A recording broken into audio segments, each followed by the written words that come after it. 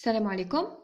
On continue toujours dans la matière réseau où nous allons aborder aujourd'hui un nouveau chapitre consacré à l'étude de la couche liaison de données du modèle OSI. La couche liaison de données, ou LLD tout court, est une couche qui permet la connexion entre les couches supérieures dites intelligentes et la couche inférieure, la couche physique dite non intelligente. Cette couche, elle accepte les données provenant des couches supérieures, les préparant dans des trames pour les envoyer sur le support de transmission au niveau de l'émetteur. Et inversement, elle accepte les données provenant du support de transmission, les préparant pour les envoyer vers les couches supérieures dans le cas du récepteur. Si on souhaite résumer le rôle de la couche LDD en une phrase, cette dernière permet le transfert des données sur les liaisons physiques du réseau. C'est-à-dire que la couche LDD permet le transfert de la donnée liée à la trame d'un périphérique à un autre directement connecté, que ce soit d'un périphérique final vers un périphérique intermédiaire ou d'un périphérique intermédiaire vers un autre dans le cas d'un réseau local ou d'un périphérique intermédiaire vers un périphérique intermédiaire dans le cas d'un réseau étendu et même d'un périphérique intermédiaire vers un périphérique final dans le cas d'un réseau local sans fil.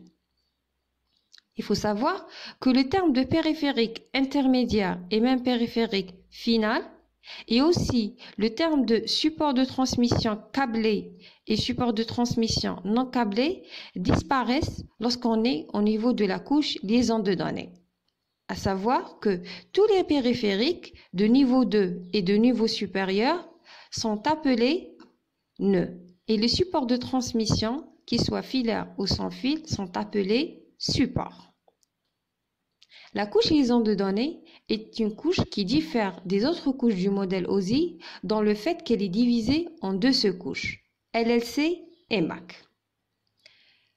La sous-couche supérieure LLC communique directement avec la couche réseau du modèle OSI. Elle indique le protocole de couche réseau utilisé pour la trame.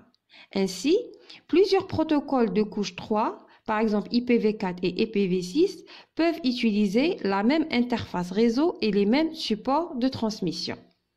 Tandis que la sous-couche MAC, elle offre le moyen pour traiter les différentes technologies réseau et permet d'y accéder.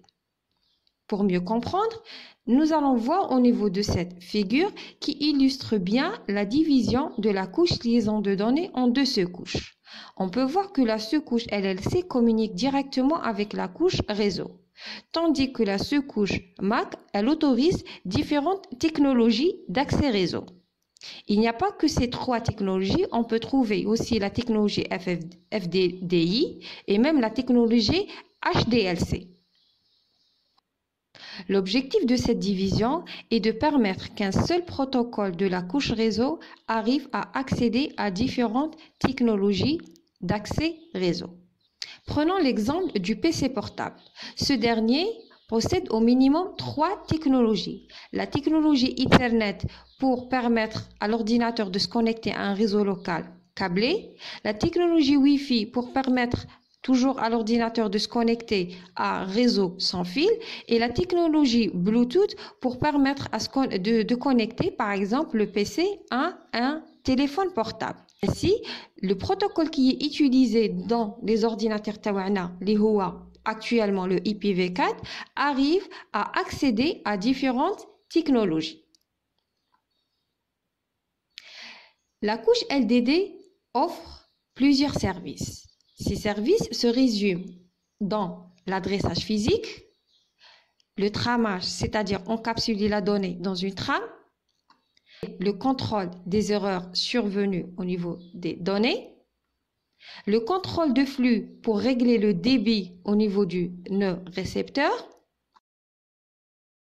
et le contrôle d'accès pour la gestion de l'emplacement des trames sur le support de transmission. Les vidéos qui vont suivre vont aborder en détail chaque service de la couche liaison des données.